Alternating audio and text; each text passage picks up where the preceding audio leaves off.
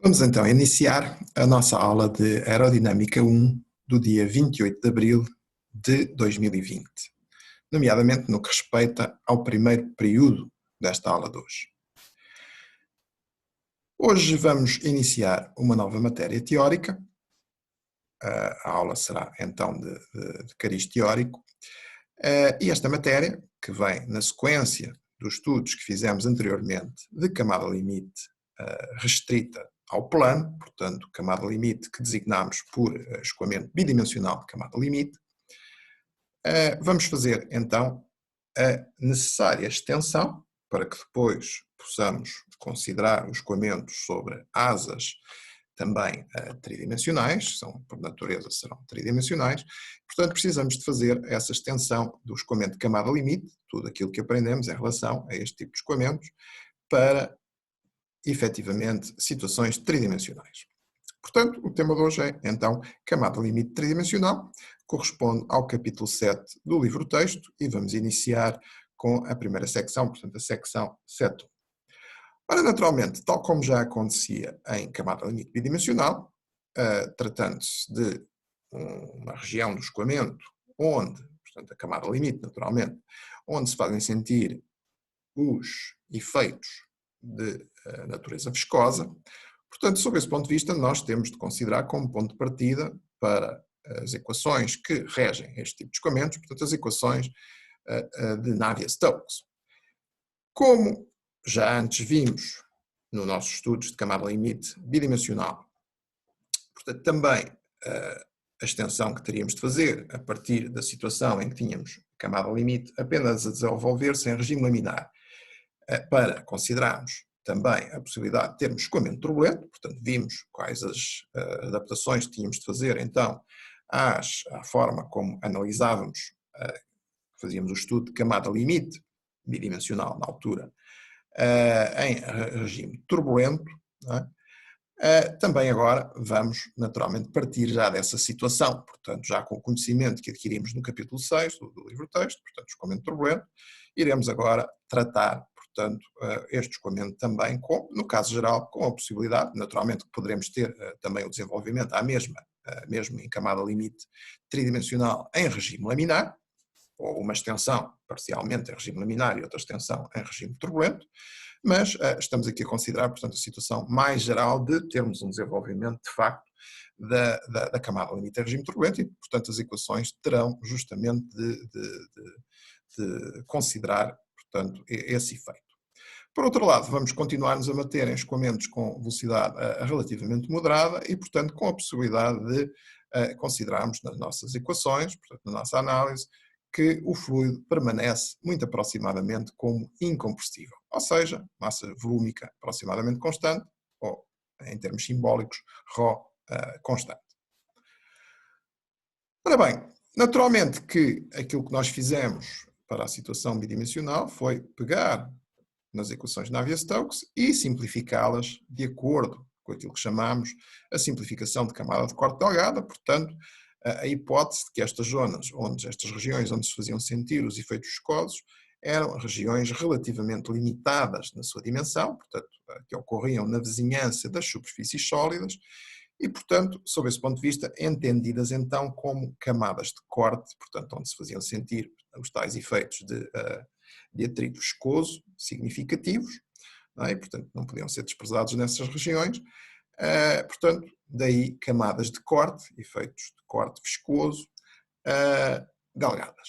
E, portanto, se essas camadas fossem efetivamente delgadas, ou enquanto fossem delgadas, nós podíamos efetivamente aplicar um conjunto de simplificações às equações mais gerais que regem este tipo de escoamentos, que são as equações de Navier-Stokes, como foi referido, e, portanto, chegarmos àquilo que designamos como a simplificação de camada limite, ou, se preferirem, em termos mais gerais também, uma vez que este tipo de simplificação, como vimos anteriormente, não se aplica exclusivamente a escoamentos de camada limite, portanto, uma camada limite é apenas um caso particular de uma família de escoamentos que são os escoamentos de camada de corte delgado. Ora bem, e portanto também aqui teremos de fazer essa mesma simplificação às equações de Navier-Stokes para chegarmos às equações de camada limite agora tridimensional. Ora bem, essa simplificação, se estão lembrados, em 2D, portanto em bidimensional, para escoamento no plano, foi feita baseada, portanto baseámos numa análise de ordens de grandeza para chegarmos efetivamente a essa simplificação. Ou mais exatamente, portanto, era baseado nesta análise de ordens de grandeza que nós concluíamos se existiam determinados termos que podiam ser desprezados face a outros, debaixo, então, da hipótese de camada de corte delgada. Ora bem, portanto, para estabelecermos então ordens de grandeza nos termos das equações de Navier-Stokes, nós vamos necessitar, efetivamente, de então estabelecer ordens de grandeza para as diferentes variáveis que surgem nestas mesmas equações e, portanto, em termos de variáveis de comprimento, teremos x, y, que já tínhamos na situação bidimensional, mas agora teremos também de considerar, portanto, um eixo perpendicular ao plano definido por xy, não é? Que antes era o único que tínhamos na situação bidimensional, portanto, que agora nos vai permitir considerar, de facto, um espaço tridimensional e, portanto, o desenvolvimento desta camada limite também nesse mesmo espaço tridimensional.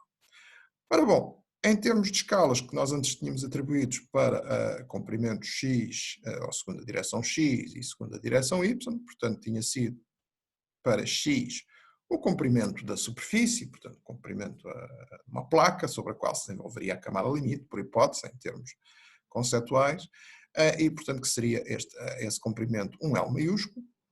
E no que respeita digamos, à escala de comprimentos na direção y, portanto a direção que era e continua a ser perpendicular a essa mesma superfície, então de comprimento L, nós consideramos como escala representativa dessas dimensões, da camada limite, então a própria espessura delta, portanto, da camada limite, não é?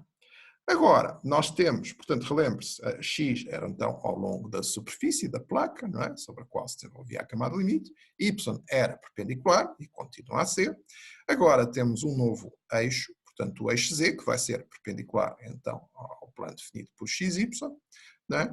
Mas que vai ser à mesma, paralelo à superfície, só que perpendicular, obviamente, a x, para nos dar a nossa terceira direção. Ora, sendo tal como x, portanto, paralelo, uma direção paralela à superfície da placa, sobre a qual se desenvolve a camada limite, portanto, fará todo o sentido, naturalmente, considerar como escala de comprimentos segundo esta nova direção z, agora, para a análise tridimensional, também, portanto, como tínhamos feito para a direção x, portanto, considerar esse comprimento como L. Okay? Note-se que estes valores não são definidos, são ordens de grandeza, não é? E, portanto, será de esperar, como sabemos, sendo camada de corte delgada, que delta terá uma ordem de grandeza, portanto, em termos de dimensão, bastante mais pequeno do que L, não é? Que foi o que assumimos nessa altura.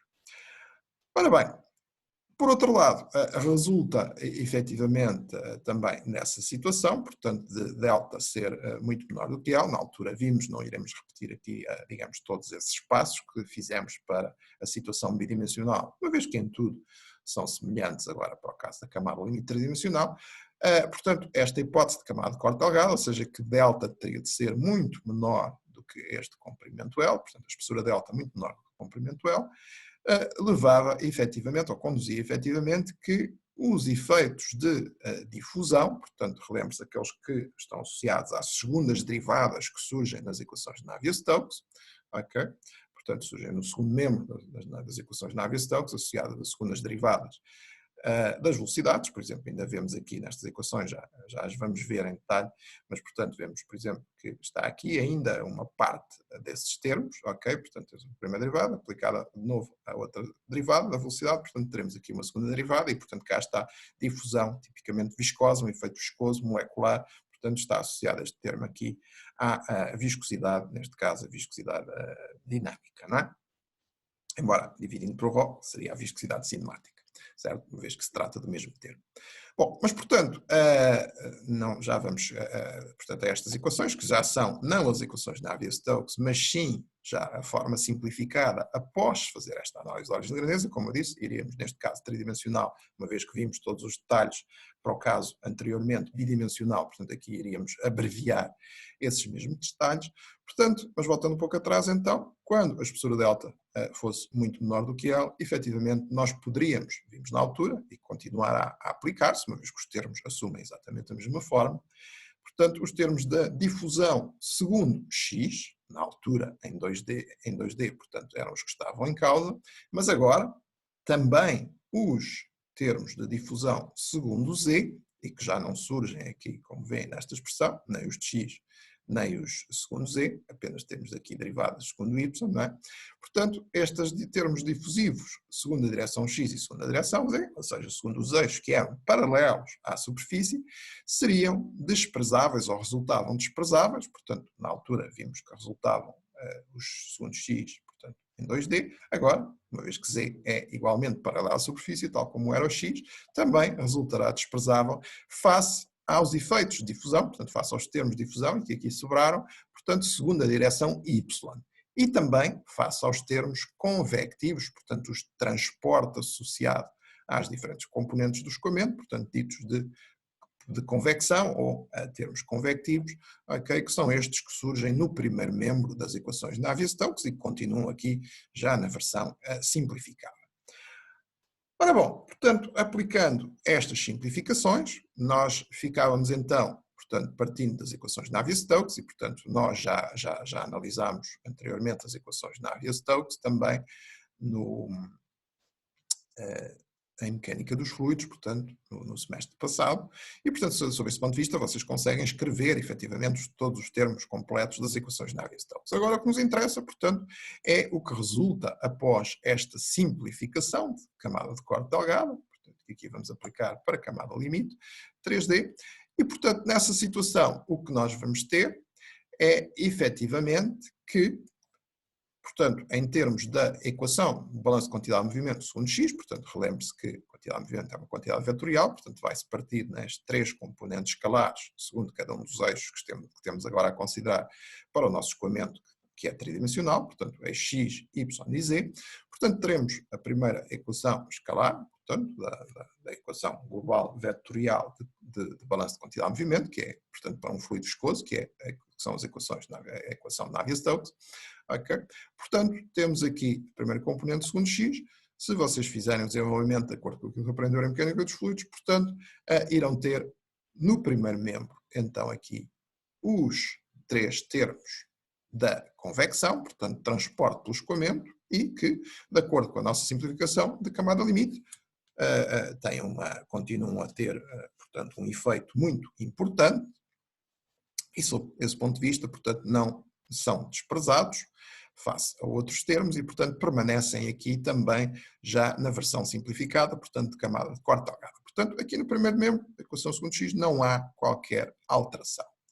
No segundo membro continuamos a ter, naturalmente, o termo do gradiente de pressão, segundo essa mesma direção x, já que se trata da equação segundo x, e, portanto, como vocês sabem, este é o input que, efetivamente, nós temos de ter, a informação que tem de ser fornecida para se produzir um cálculo de camada limite. Portanto, no cálculo de camada limite, nós calculamos as componentes da velocidade, portanto, do campo de velocidades, conhecendo previamente a distribuição, portanto, de pressão, ou mais exatamente, se preferirem, o gradiente de pressão, certo? Ao longo, neste caso, da direção x, portanto, ao longo do escoamento, em termos mais genéricos, e que é obtido, como sabemos, a priori, a partir de um cálculo de fluido perfeito, não é? Uma vez que a pressão é de natureza essencialmente invícida. Não é? Portanto, conhecida essa informação, através do tal cálculo prévio de fluido perfeito, nós temos então este input nas equações e a partir daí calculamos então as componentes da velocidade, que antes eram apenas u e v, e portanto tínhamos apenas duas equações, segundo x, segundo y, e depois mais a equação da continuidade, complementada com a equação da continuidade, que nos dava então efetivamente a informação necessária para termos o cálculo da nossa camada limite bidimensional completa. Agora, em tridimensional, portanto, continuamos a ter a mesma uma equação segundo x, portanto, o termo de gradiente de pressão segundo x, e depois aqui surgiriam na equação de Navier-Stokes os termos difusivos, portanto, segundo x, segundo y, segundo z, envolvendo então derivadas, segundo x, segundo as derivadas, mais exatamente, segundo x, segundo y e segundo z. Aqui, como vocês veem, portanto, segundo a nossa análise de ordens de grandeza, portanto baseada na hipótese de camada de corte delgada, nós desprezamos então a difusão segundo x e segundo z face à difusão segundo y e, portanto, restou apenas este termo aqui. Okay? No que respeita à difusão puramente de natureza molecular, ao termo que teríamos se o regime do escoamento fosse apenas e só laminar. Todavia, aquilo que já vimos no capítulo 6, no capítulo anteriormente, sobre escoamento turbulento, é que nas nossas equações de camada limite nós teremos, enfim, no escoamento em geral, mas especificamente nas equações simplificadas de camada limite, nós teremos que adicionar um termo adicional, correspondente aqui, neste caso, ao termo das tensões de Reynolds, para esta componente aqui segundo x, não é? E, portanto, significa que se é segundo x vai-nos aparecer um ρ vezes u, não é? E depois, naturalmente, como só não são desprezáveis a difusão segundo y, portanto, aparece aqui a componente da velocidade, da perturbação da velocidade, portanto, estes u e v minúsculo, que lembro, são aquelas oscilações de natureza turbulenta, aquelas perturbações face ao campo médio, e, portanto, surge-nos aqui a componente v, lá está, associada a y, u associado, porque se trata da equação x. Portanto, é este o termo das tensões de Reynolds, que em regime turbulento terá de ser adicionado, não se esqueçam também do sinal negativo, na altura discutimos também essa questão, terá de ser associado, adicionado aqui às nossas equações de partida, por hipótese, para regime laminar. Ok? Ora bem, e portanto temos a primeira equação, então, aqui, já simplificada, para camada limite tridimensional, ok? Portanto, correspondente ao balanço de quantidade de movimento segundo x. No balanço de quantidade de movimento segundo y, aquilo que nós concluímos em bidimensional, e aqui não sofrerá qualquer alteração, também vamos abreviar toda essa análise, toda a ordem de grandeza de todos os termos associados, de facto aqui não há a mínima razão para haver qualquer alteração, portanto toda a análise é semelhante, a única questão é que temos uma direção adicional, face ao x passamos a ter um z, como esta é a equação segundo y, portanto não é de esperar que haja qualquer alteração adicional face àquilo que já tínhamos feito em relação à situação de camada limite bidimensional. E, portanto, a equação de camada limite, a equação de quantidade de movimento segundo y, portanto, que resultava portanto, que existia nas equações de Navier-Stokes, após a simplificação de camada limite, seja ela 2D ou a 3D, dá-nos apenas a informação que as variações de pressão ao longo da direção normal dentro da camada limite são desprezáveis. Portanto, basicamente, é por isso que nós podemos obter o campo de pressões por um cálculo de fluido perfeito, ok?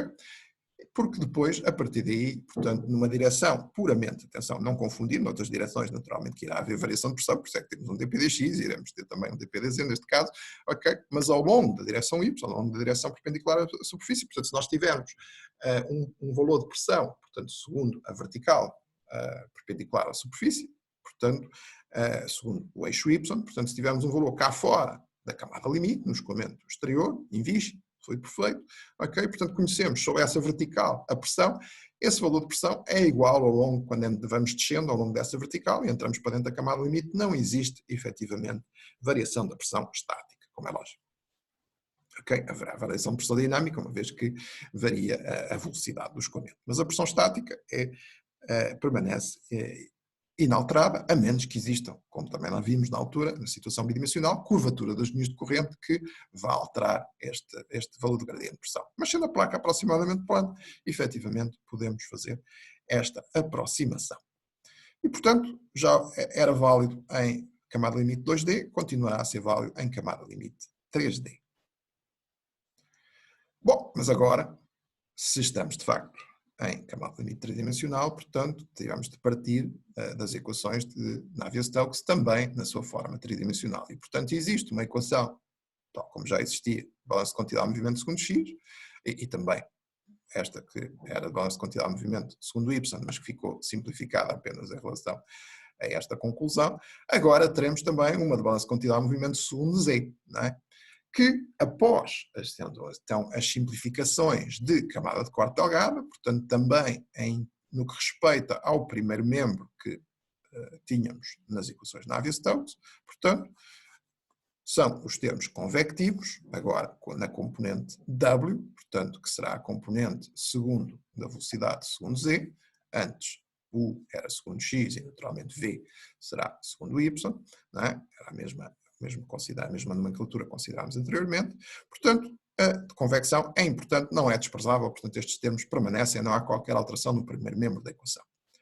Depois, agora, no caso geral, portanto tridimensional, teremos também a possibilidade de haver variação de pressão ao longo da direção Z, portanto ao longo de um plano agora, portanto paralelo à superfície, que tem direções, portanto escritas pelas direções X e Z, ok, nós poderemos ter variação de pressão quer ao longo de X, quer segundo Z, naturalmente, ok, porque é tridimensional.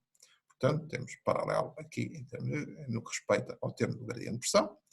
E também o paralelo vai existir no que respeita ao termo difusivo, que efetivamente não será desprezável, face à difusão segundo X e segundo Z, portanto desapareceram daqui os termos que davam origem, portanto nas equações de Navier-Stokes, que davam origem às segundas derivadas, vezes o coeficiente de difusão molecular, μ, né, nossa viscosidade dinâmica, quer em X, quer em Z, portanto também aqui resulta apenas portanto, o termo corresponde, portanto, à difusão molecular segundo Y, naturalmente aplicada à componente W, porque se trata da equação de balanço de quantidade de movimento segundo Z, da mesma forma como aqui surgia a componente U na equação de balanço de quantidade de movimento segundo X. Mas estas, portanto, já é a versão simplificada, portanto, com a hipótese de camada delgada. Naturalmente, mais uma vez, para prever a possibilidade de esta camada limite tridimensional poder ser turbulenta, portanto poder evoluir também em regime turbulento, teremos que adicionar o termo correspondente às equações, às tensões de Reynolds, e portanto, nesse caso, portanto, o que é que nós vamos ter?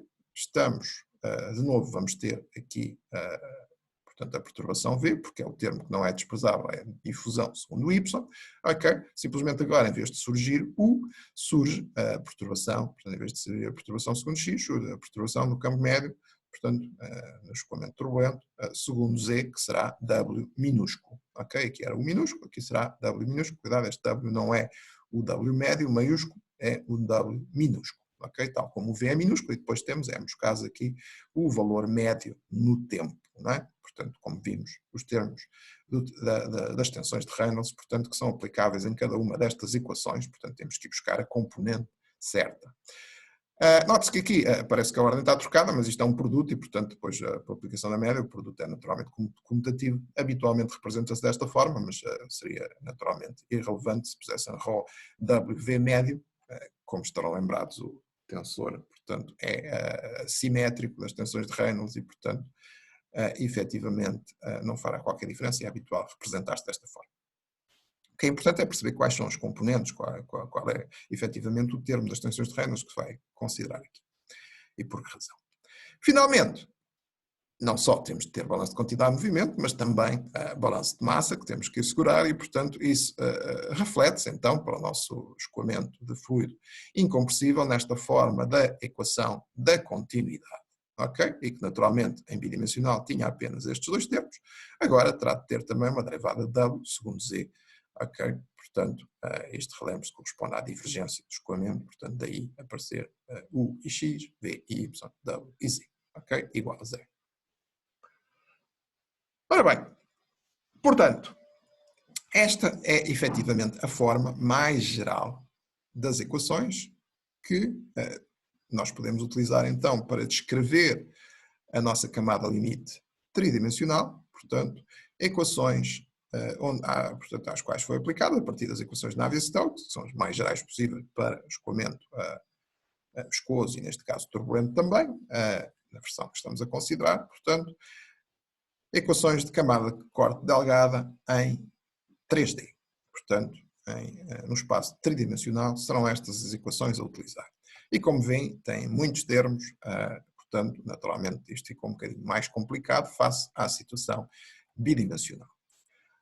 Ora bem, justamente tendo noção deste aumento de complexidade que surge claramente aqui, e portanto notem que as equações inclusivamente estão acopladas, não é? Portanto, nós não podemos resolver desta forma, não podemos resolver uma sem a outra, temos de ter a informação sobre as duas componentes de como varia a pressão, portanto as duas componentes do nosso gradiente de pressão. Portanto, isto implica efetivamente bastante mais trabalho, num cálculo que normalmente é relativamente pouco pesado face às capacidades computacionais que temos hoje em dia, que é um cálculo camada-limite, mas isto vai, de facto, estes termos adicionais que surgem aqui, face à situação 2D, vão de facto tornar o cálculo bastante mais complexo, mais pesado também. E, portanto, sob esse ponto de vista, surgiu então para um conjunto de aplicações em que se chegou à conclusão que se poderia aplicar a estas equações, então, de camada quarto delgada em tridimensional, que acabámos de ver, portanto, uma simplificação adicional. Ora bem, essa aplicação seria, ou conjunto de aplicações em que seria válida este tipo de simplificação adicional, face àquela que já tínhamos de camada de quarto delgada, ok? É uma aplicação de interesse particular, portanto, que é considerarmos asa em flecha infinita. Ora, infinita, obviamente, parece não ter qualquer significado, mas relembre-se que quando nós considerávamos efetivamente, portanto, a nossa análise do escoamento bidimensional, portanto, nós estávamos, para todos os efeitos, a considerar que a direção perpendicular ao plano XY, portanto, onde tínhamos as componentes de velocidade média, U e V maiúsculo, não é? Portanto, eram efetivamente direções infinitas, ou seja, não havia quaisquer variações, a ideia do infinito era não haver qualquer variação na direção perpendicular a este plano e, portanto, nós podíamos considerar os nossos perfis bidimensionais. Ok?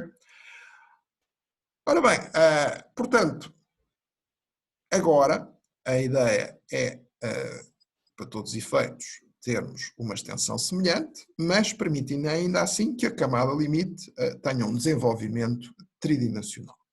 Ora bem, porque é que é necessário efetivamente considerar esse efeito? Bom, resulta que quando temos efetivamente uma asa em flecha, e é este o tipo de aplicação que de facto nos interessa agora considerar, portanto, para efetivamente portanto, que surge, que suscita o cálculo de camada limite tridimensional, portanto, quando se a asa não tiver flecha, naturalmente, nós podemos considerar, e sendo infinita, portanto, podemos considerar apenas, portanto, a análise da asa como se fosse um único perfil alar e, portanto, o escoamento apenas nesse plano, como até agora consideramos, nomeadamente em termos de camada limite bidimensional. Todavia, quando a asa exibe um determinado ângulo de flecha, e como vê, em vez de ser o bordo de ataque da asa ser perpendicular à velocidade um infinito, não perturbada do escoamento, não, nós temos efetivamente um desvio aqui em termos angulares, portanto deste bordo de ataque, em relação a essa que seria a direção perpendicular ao escoamento não perturbado, o infinito. Ora, este desvio angular, este ângulo, para todos os efeitos, designa-se então por ângulo de flecha. Portanto, isto será então uma asa em flecha, certo? Muitas vezes em brasileiro vocês ouvem um enflechamento, é um termo brasileiro, portanto em português diz em flecha, ok? Basicamente significa o mesmo, mas temos designações um pouco diferentes, como aliás surgem também noutras situações.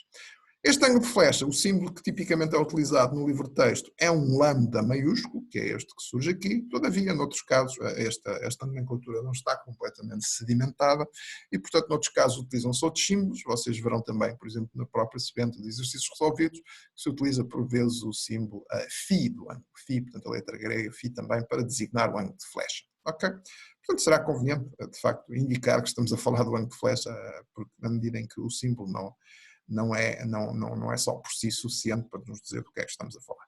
Mas, portanto, tipicamente usam-se estes dois símbolos para designar este ângulo.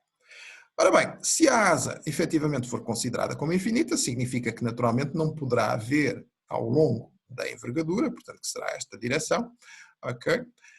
Não poderá haver variações da secção da própria asa, não é? E, portanto, a asa mantém-se efetivamente aqui com secção constante, nomeadamente corda constante, certo? Ao longo desta direção adicional que agora passamos a ter. Portanto, a partir do momento em que a asa tem flecha, vamos precisar de considerar essa direção adicional, porque antes o que nós fazíamos era resolver apenas o escoamento, portanto, num plano que continha aqui o infinito, e a asa estava aqui, portanto, perpendicular ao seu bordo de ataque e também ao seu bordo de fuga, portanto, como é lógico, seria perpendicular, portanto, o infinito, portanto, o ângulo de flecha seria zero nesse caso, ok? Ora bem, em termos das componentes, quer do sistema de eixos a considerar, naturalmente teremos os nossos sistemas de eixos x, y e z, tipicamente, portanto, y, então, perpendicular à superfície, como já era, x, tipicamente, perpendicular ao bordo de ataque, como já era anteriormente, ok? Mas agora teremos de considerar uma componente adicional, um eixo adicional, portanto, na direção da envergadura da asa z, e, portanto, também as componentes, em termos de velocidades médias correspondentes, u, v e w, agora w, nova componente, portanto, como já aqui estava representado, portanto, esta componente ao longo da envergadura. Embora, em termos dos nossos cálculos de camada limite, nós tipicamente utilizamos um sistema de eixo local, ok? Mas já vamos voltar a esta questão. E as implicações que ela terá, naturalmente, na forma como escrevemos as equações de camada limite e como virtualmente calculamos também os perfis de velocidade correspondentes. Ora bem, portanto, esta simplificação adicional de considerarmos uma asa que agora tem uma flecha não nula, portanto, e daí a necessidade de termos uma análise, digamos, não totalmente tridimensional, mas que importa que trazer para aqui alguma componente tridimensional. Ok? Portanto, dizia eu, portanto a asa deixa de estar então aqui sobre o bordo de ataque para perpendicular ao infinito, certo? E portanto nós vamos precisar destas componentes adicionais, mas vamos admitir que nada varia então ao longo da envergadura. Ou seja, derivadas segundo z, tudo o que existia anteriormente, derivadas segundo z, serão nulas. Todavia, o escoamento vai ser tridimensional, na medida em que temos agora a flecha, e, portanto, naturalmente, há um desalinhamento com o infinito da asa, e, portanto, há potencial para se estabelecer aqui, e isso vai acontecer justamente, portanto, aqui uma determinada componente de velocidade segundo a direção W, quer no exterior, quer depois no interior da própria camada limite. Okay? Portanto, W maiúsculo, portanto, não será zero neste caso, não é? Senão caíamos justamente no caso de bidimensional puro, não é? Que era a asa sem flecha infinita. Okay? Ora bem, nesta situação, então, como é que ficam simplificadas estas nossas equações mais gerais de camada limite tridimensional? Bom, vamos anular todos os termos que tinham então derivadas segundo z naquelas equações. E, portanto, desaparece este terceiro termo aqui, da convecção, da equação segundo x, como vêem, tinha du dz, desapareceu, ok? E, de resto, não desaparece mais nada, limitámos a juntar aqui, portanto, o μ com o ρ, que ficou nu, portanto, viscosidade que era antes dinâmica passou a cinemática e juntamos, então, portanto, isto considerando que o nosso fluido é propriedades constantes, portanto, o μ pode passar por fora da derivada, não é? E, portanto, juntando estas duas derivadas, ficará, então, a tal segunda derivada típica, então, dos termos difusivos. Depois, naturalmente, ficará ainda aqui esta derivada dy do termo correspondente às tensões de Reynolds, no caso de regime turbulento. É? Isto, portanto, na equação X, portanto, basicamente a simplificação que ocorreu foi simplesmente desapareceu este terceiro termo aqui de transporte convectivo. É? Bom, a segundo Y não há, obviamente, qualquer alteração, continua a haver, portanto, vamos ignorá-la para já. Na equação, balanço de quantidade de movimento segundo Z, naturalmente, de novo vai desaparecer o terceiro termo de transporte convectivo, ok? Agora W dW dz, antes era W du dz, certo? Porque agora é a equação de Z, certo? Ficando apenas os primeiros dois termos.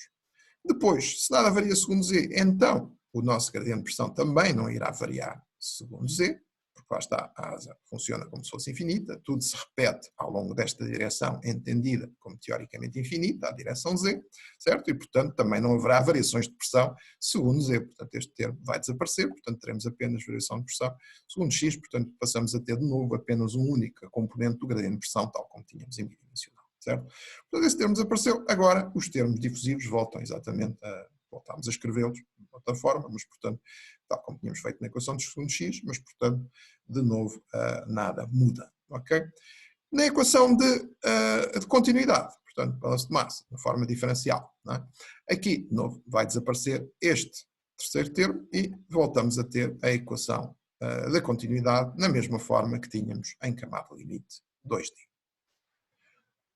Ora bem, reparem que em termos do gradiente de pressão, portanto, nós vamos ter então uma variação da velocidade exterior, não é? Da camada limite, que se vai desenvolver aqui sobre a superfície, que vai estar associada a este gradiente de pressão, portanto, o nosso dp dx, voltamos a ter apenas dp dx tal como em 2D, mas depois, ao longo da asa, nós teremos quer uma componente exterior segundo x, o E, mas teremos também uma componente WE segundo W, uma vez que, lá está, a asa está inclinada relativamente ao infinito. No entanto, de acordo com a nossa hipótese de asa infinita, portanto, não pode haver variações ao longo de Z. Portanto, o nosso WE vai ser constante e é simplesmente expresso, ok, aqui pela projeção correspondente, não é, segundo a direção W, do nosso o infinito, ou seja, de acordo com o ângulo de flecha, aqui estamos a chamar φ, será o infinito, sendo φ vai permanecer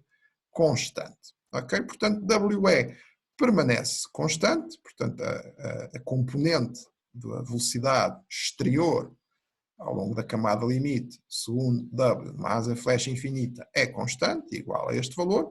O E irá variar de acordo com o dp dx, tal como já ocorria na situação bidimensional e, portanto, de novo, o dp dx terá de voltar a ser um input para termos justamente esse valor do E, que depois nos permite calcular, então, fazer o cálculo camada limite. Ok? Bom, portanto, estas equações, como veem, ficaram significativamente simplificadas face à situação de camada de quarto delgada tridimensional mais geral, completamente geral. Okay? Mais do que isso, há uma questão importante, é que antes estas equações estavam acopladas, ou seja, não era possível resolvê-las separadamente. Okay? Portanto, aqui estes termos cruzados, temos aqui dW, du, dz, w. Ok? Portanto, fazia com que estas equações, e depois aqui também na equação da continuidade também tínhamos W, ok? Portanto, na medida em que W aparecia a componente, esta nossa terceira componente, esta componente do campo médio, portanto, a nossa camada de escoamento de camada limite, segundo Z, adicional que surgiu agora, portanto, aparecendo nas equações, nas outras equações, portanto, não apenas na equação de segundo Z, naturalmente faz com que elas tenham de ser resolvidas como um sistema de equações e, portanto, também isso acresce, portanto, à tal dificuldade adicional, portanto, que nós temos em resolver as equações de camada limite tridimensional, embora se resolva, é lógico, mas face à situação bastante mais simplificada e extremamente rápida, extremamente eficiente de resolver, portanto, são segundos hoje em dia para obter uma solução de camada limite bidimensional, usando as capacidades de cálculo, qualquer portátil que vocês têm à vossa disposição. Ok? Bom, todavia, neste caso, em virtude desta simplificação de flecha infinita, portanto, nada varia segundo Z, apesar de W ser segundo zero, portanto, existe uma componente segundo W, que terá de ser constante, não varia segundo Z, ok? Mas existe, antes não existia, portanto, isto não é a situação bidimensional, até porque vamos ter uma equação de balanço de quantidade de movimento segundo Z agora, porque são equações de camada limite, portanto, para uma situação tridimensional, ok? Mas, na realidade, com uma simplificação adicional. E, portanto, reparem que, se nós olharmos agora para as equações que resultaram, reparem, esta primeira equação de balanço segundo x não tem nada de W. Portanto, ela é rigorosamente igual àquilo que tínhamos em camada de quarto delgado, em bidimensional. Okay? E também, a outra equação que nós tínhamos disponível na situação 2D para resolver o problema, tendo como input dp dx na situação de camada limite ou de camada de quarto delgada bidimensional, ok? Portanto, também está igual à situação bidimensional. Elas são rigorosamente iguais. Okay? O W não aparece nestas equações. Portanto, estas equações estão completamente desacopladas de uma terceira equação que tem de ser resolvida, neste caso, portanto, para o nosso escoamento de asa de camada limite sobre uma asa em flecha infinita. Portanto, teremos de resolver naturalmente esta equação, porque passa a haver W. W não é zero. Okay? Passamos a ter uma terceira componente da camada limite. Mas esta equação pode ser resolvida separadamente, depois de, com o input de dp dx, termos resolvido as outras duas, tal como já o fazíamos em bidimensional. Okay? E, portanto, isso simplifica o cálculo e torna bastante mais eficiente, portanto, bastante mais rápido também. Portanto, esta situação, portanto, sendo esta, a de cima, que tínhamos visto, portanto, a situação de camada limite 3D geral, esta, embora, enfim, esta seja uma designação que é um pouco informal, mas é vulgarmente descrita, portanto, este conjunto de equações por equações de camada limite 2,5D. Portanto, estão a meio caminho entre o 2D e o 3D, não é? Que, sendo o 3D este caso e o 2D, aquele que já tínhamos visto anteriormente, portanto, capítulo 6, nomeadamente. E, portanto, é esta a designação e, todavia, elas têm uma aplicação, muito interessante, que é, efetivamente, estes casos de asa infinita em flecha. Efetivamente, se a asa não puder ser considerada infinita, portanto, por exemplo, se houver aqui afilamento da asa, se existirem variações ao longo de Z, em suma, em termos mais gerais, naturalmente teremos de aplicar estas equações. Por outro lado também, portanto, reparem que nós aqui, mesmo sendo a asa com nada variando segundo Z, bom, mas reparem, a asa vai ter de estar encastrada, não é, na fuselagem e terá um bordo marginal numa situação real. Portanto, naturalmente que esta aproximação, mesmo que a asa tenha secção constante, ok, não será uma boa aproximação nestas regiões, quando nos aproximamos, portanto, do encastramento ou do bordo marginal. Portanto, aí voltaremos a ter de aplicar, ou será conveniente voltar a aplicar, portanto, a forma mais geral tridimensional. Mas num conjunto grande de regiões, mesmo sendo a asa, portanto, realisticamente tridimensional, ok, afastar então do encastramento, portanto, aqui da raiz e do bordo marginal, nós podemos efetivamente usar estas equações, portanto, nos simplificam bastante a nossa análise, quer do ponto de vista analítico, quer do ponto de vista mesmo computacional, portanto, em termos de cálculo, e, portanto, são aplicáveis aqui para uma extensão significativa. Ok? Ora bom, portanto, temos já um conjunto de ferramentas, e nomeadamente esta da asa infinita em flecha, que nos permite, mesmo do ponto de vista analítico, quando veremos mais tarde num conjunto de exercícios que iremos resolver, exercícios da sebenta, portanto, nas próximas aulas iremos ver que elas nos permitem efetivamente fazer todo um conjunto de análises que de outra forma seriam bastante mais difíceis de efetuar. Ora bem, se passarmos então à secção seguinte do livro, vamos notar ainda outra questão importante, portanto, quando resolvemos efetivamente estas equações e obtemos o nosso perfil de velocidades, certo? Portanto, agora para a nossa camada limite, continuemos a chamar tridimensional, independentemente daqui temos esta simplificação adicional, ok? Mas, portanto, no caso geral de camada limite tridimensional, seja utilizando estas equações ou estas mais gerais, verifica-se à mesma este efeito, ou seja, o que é um facto é que os perfis de velocidade agora, que são justamente tridimensionais, ok? Portanto, eles variam não apenas em módulo, tal como nós estávamos habituados, portanto, variando desde velocidade nula, portanto, condição de não escorregamento na parede, até à velocidade máxima exterior, portanto, na zona exterior da camada limite, ok? Portanto, agora, à medida que evoluímos através desta nossa espessura delta da camada limite, nós temos não apenas uma variação em módulo, em magnitude, mas também especificamente em direção. E, portanto, é aquilo que está aqui esquematicamente representado. Portanto, reparem, aqui esta direção do perfil de velocidade junto à parede tem esta direção que aqui está indicada, ok? Portanto, considerando a parede definida como o plano agora no espaço tridimensional XZ, depois temos a direção perpendicular normal à parede, que era Y e continua a ser, mas depois, à medida que vamos subindo em Y, portanto atravessando a nossa espessura de camada limite, esta direção do perfil de velocidades vai sendo torcida, ok? E portanto vai-se realinhando aqui mais com a direção a X, portanto, que era, no fim de contas, aqui estava mais próxima aqui da nossa direção, do nosso perfil de velocidades. Da nossa velocidade não perturbada, digamos. Ok? E, portanto, efetivamente, nós vamos ter esta variação, quer em modo, quer em direção, no caso de perfis de velocidade numa camada limite 2D. Portanto, se nós pensarmos em termos de linhas de corrente, portanto, dando-nos esta direção, portanto, que aqui também está expresso nestas setas, portanto, aqui que usámos para desenhar o perfil de velocidades, que antes estava simplesmente no plano XY, não é? Agora não, agora ele sai do plano e, portanto, junto à parede tem uma direção marcadamente diferente, bastante desviada daquela que é a da direção do escoamento no limite, portanto, da camada limite, ou se quiserem, no escoamento exterior. Portanto, se nós visualizarmos isto em termos mais gerais, no que respeita às linhas de corrente associadas a este tipo de escoamento, ok? Nós vemos que no escoamento exterior, por hipótese, se as linhas de corrente tiverem esta orientação, ok? Na realidade, junto à parede, portanto, devido a esta deformação, à medida que entramos dentro da parede, nós temos uma curvatura muito maior. Okay? Isto basicamente porque, naturalmente, que aqui os nossos elementos fluidos estão todos sujeitos ao mesmo gradiente de pressão, porque dPdy, portanto, segunda vertical, é zero, certo? Simplesmente, na medida em que a velocidade dos elementos de fluido mais próximos da parede é inferior, portanto, eles são mais facilmente desviados, certo? E daí o facto de termos uma curvatura maior junto à parede. E, portanto, estas linhas de corrente, que seriam as linhas de corrente aqui da parede, portanto, seria, por exemplo, esta teria a direção aqui indicada na parede, nesta outra figura, simplesmente do perfil de velocidades, é? Portanto, teríamos aqui perfis de velocidades ao longo destas linhas de corrente, naturalmente, mas, portanto, correspondem também a esta situação.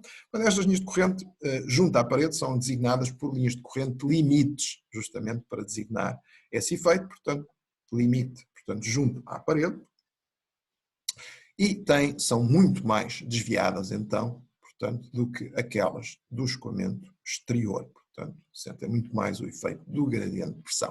Portanto, um efeito que naturalmente não poderíamos ter em camada limite bidimensional, uma vez que o nosso perfil de velocidade estaria sempre neste plano XY, como antes considerámos.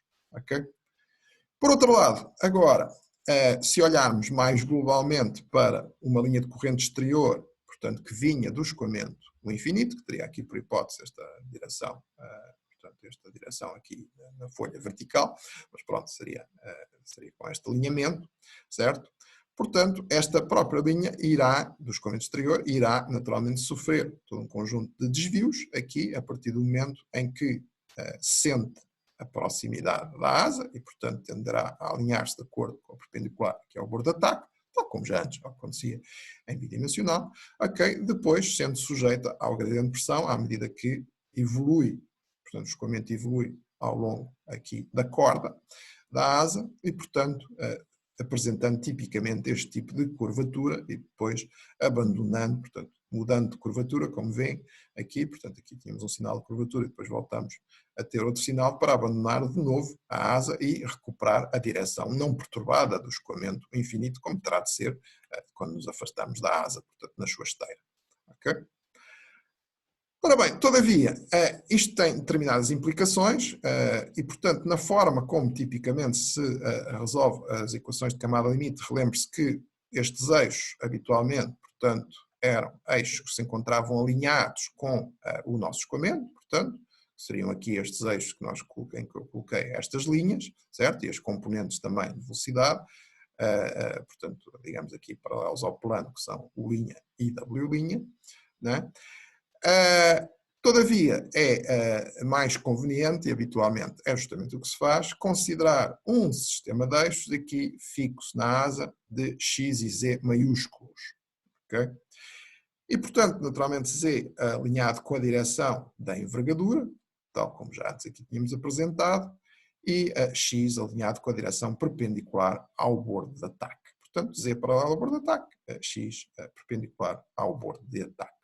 Portanto, no entanto, devido a esta curvatura que a linha de corrente tem de sofrer à medida que sente a influência, a presença da asa e os gradientes de pressão associados para o escoamento aqui contornar a nossa asa e depois recuperar a direção do escoamento não perturbado, nós teremos efetivamente que o nosso perfil de velocidade, okay, vai naturalmente sendo alterado à medida que vamos tendo esta evolução. E se representarmos, portanto, os perfis de velocidade, justamente neste sistema de eixos da asa, aqui numa primeira região, junto ao bordo de ataque, e depois numa região já bastante posterior, aqui, nomeadamente depois do pico de sucção, portanto, do valor de pressão mínima, aquilo que nós vemos é que, bom, aqui na região do bordo de ataque, portanto, tipicamente vai-se desenvolver um perfil de velocidades nesta direção Z, portanto, aqui o componente W', aqui está normalizada com WS, só para termos uma referência, ok? Portanto, normalizada com o valor da velocidade exterior, em que vemos que se desenvolveu, de facto, um perfil de velocidades, portanto, nesta direção da envergadura, certo? Portanto, temos efetivamente aqui velocidades não nulas, naturalmente na parede será nulo, mas depois aumenta, atinge um pico máximo e depois decai novamente para o exterior. Porquê é que decai? Bom, decai porque efetivamente nós, ao longo da linha de corrente, portanto, não teremos a componente W', uma vez que teremos o nosso sistema de eixos sempre aqui alinhado ao longo da linha de corrente exterior. não é? E, portanto, o nosso perfil de velocidades, então, segundo a Z-linha, portanto, quando estamos a fazer o cálculo de camada limite, à medida que vamos evoluindo ao longo da linha de corrente, ok? Portanto, efetivamente, ele faz surgir, para a nossa camada limite tridimensional, aqui uma componente de velocidades tipicamente designada por componente cruzada, porque é aqui cruzada à linha de corrente exterior e que antes não existia em bidimensional. Ok? Portanto, como eu referi, como veem, atinge um valor máximo, portanto, parte de zero, atinge um valor máximo, ok? E depois decai a zero, portanto, na região exterior, ok? Todavia, portanto, reparem, como uma linha de corrente inverte, altera a sua curvatura, na realidade, nós podemos ter aqui em determinadas regiões, portanto, e especificamente já após aqui a região de pressão mínima, portanto, quando evoluímos para o bordo de fuga da asa, portanto, este perfil de velocidades pode até aqui fazer um S, portanto, inverter aqui na região da parede a sua direção e, portanto, com facilidade isto ocorre, lá está, porque são as regiões que temos, em que temos menor velocidade e, portanto, são mais sensíveis ao gradiente de pressão. Tal como já acontecia, por exemplo, em separação, mas isto não tem nada a ver com separação. Atenção, é pura e simplesmente, isto não é separação do escoamento, ok? É pura e simplesmente um perfil de velocidades que tem valores negativos e positivos à medida que evolui segundo y, portanto, a velocidade desta corrente cruzada, desta corrente adicional, que antes, portanto, aqui ao longo da envergadura, ou neste caso a direção mais especificamente perpendicular à linha de corrente em vista, da que percorre aqui a corda, certo? Que temos nesta situação, portanto, mais tridimensional então, de uma asa em flecha, apesar de infinita. Reparem que, quer num caso, quer no outro, inevitavelmente nós vamos ter aqui um ponto de inflexão neste perfil de velocidades. E, portanto, fazendo com que, aquilo que nós já sabemos é que perfis de velocidade com pontos de inflexão são intrinsecamente instáveis. E, portanto, isso significa que a nossa camada limite tridimensional, se encontrar, se evoluir em regime laminar, e será de esperar que será o que aconteça aqui no início, pelo menos no início, portanto, quando vimos aqui na região do bordo de ataque, quando o número de Reynolds local é relativamente baixo, mas, portanto, será de esperar que ocorra uma transição muito mais prematura para os mesmos valores de número de Reynolds e de gradientes de pressão, okay, comparativamente a uma situação bidimensional. Porque existe, pelo menos nesta componente de corrente cruzada, portanto, aqui um ponto de inflexão. E, portanto, a transição, os mecanismos de transição vão estar associados em camada limite tridimensional, tipicamente, portanto, transição de regime laminar para regime turbulento, ocorrendo logo muito prematuramente aqui na região do bordo de ataque da asa, portanto, associados a este efeito, portanto, a esta presença de um ponto de inflexão no perfil de corrente cruzada. E, portanto, designada também esta instabilidade, ao contrário do que acontecia com as instabilidades bidimensionais, portanto, numa camada limite bidimensional, que eram aquelas de Tolmien-Schlisting, portanto era esse o nome técnico, mas que basicamente eram as tais ondas progressivas, não é? Assim, tipo umas sinusoides que eram amplificadas ou amortecidas consoante estivéssemos acima ou abaixo ou acima ou abaixo, mais exatamente. Portanto, para ser coerente do número de Reynolds crítico, não é? Agora teremos um mecanismo adicional, portanto este mecanismo de instabilidade de corrente cruzada associada à presença desta tal corrente cruzada, esta componente adicional de velocidade, e para perfis que exibem então ponto de inflexão e, portanto, que são intrinsecamente instáveis. Portanto, isto é um problema se quisermos manter regime laminar, portanto, numa asa em flecha, uma vez que a transição, portanto, tem, por efeito da flecha, nomeadamente para valores de flecha significativos, tende a tornar-se, a ocorrer bastante mais cedo do que acontecia em situações bidimensionais. Ok? Portanto, havemos de falar eventualmente na possibilidade de como evitar esta situação. Portanto, já sabemos, terão de ser aplicadas técnicas de controle de camada limite, virtualmente sucção aqui intensa na região do bordo de ataque, se quisermos matar, entre aspas, esta instabilidade de corrente cruzada que surge em asas em faixa.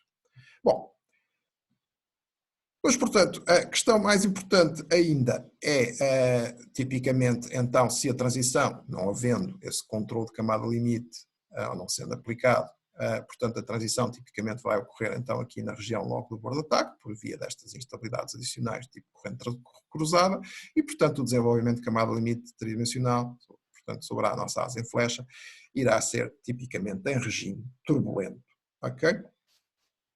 E, portanto, eixo com momento turbulento, nós vamos precisar, então, quer na situação mais geral tridimensional, quer mesmo nesta da simplificação adicional, portanto, base em flecha infinita, ok, temos de escrever estas nossas tensões de Reynolds para termos o problema fechado, senão aqui teremos incógnitas adicionais, não é? Então não teremos o problema fechado, que são 3 equações para 3 incógnitas, não é? E, portanto, as nossas incógnitas, lembre-se, é U, V e W médio, tendo como input dp dx, mas então o problema tem de estar fechado, portanto, porque senão não sabemos quanto é que vale o V barra e VW barra. Para isso necessitamos, tal como antes, portanto, de um modelo de turbulência e, portanto, continua a ser razoável nós utilizarmos aquela hipótese do Pocinés que nos permitia escrever, então, portanto, esta nossa componente das tensões de Reynolds, que era a única que tínhamos nas camadas limite, nas equações de camada limite bidimensionais, desta forma, ok?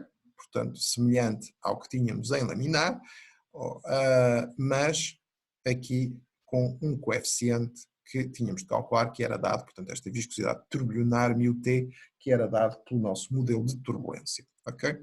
Simplesmente, agora, para a camada limite tridimensional, portanto, apesar de nós continuarmos a poder estabelecer, portanto, o mesmo tipo de análise, no que respeita à componente adicional que surgiu aqui do tensor de Reynolds, portanto, o menos ρ VW barra, ok?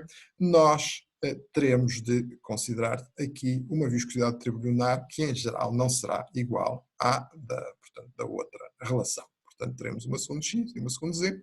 Portanto, em geral, elas serão diferentes no nosso escoamento tridimensional e as implicações que tal facto tem é que isso nos obriga a usar modelos de turbulência um pouco também mais complexos. Existe muita escolha em relação a isso, não é naturalmente assunto desta unidade calcular, entramos por aí em detalhe, mas existe toda uma panóplia de modelos de turbulência que poderão ser escolhidos, selecionados para fazer este tipo de cálculos, mas basicamente, portanto, eles terão de considerar efetivamente, esta questão que é, portanto, no caso do escoamento tridimensional, portanto, estes coeficientes não serão efetivamente iguais, ok? Portanto, teremos de ter relações que nos permitam calcular tanto uma como outra, portanto, nas duas, em cada uma destas direções x e z que passamos a ter na nossa camada limite tridimensional. Bom, terminamos por aqui este primeiro período. Continuaremos depois no segundo período com as secções 7.4 e 7.5 do livro de texto.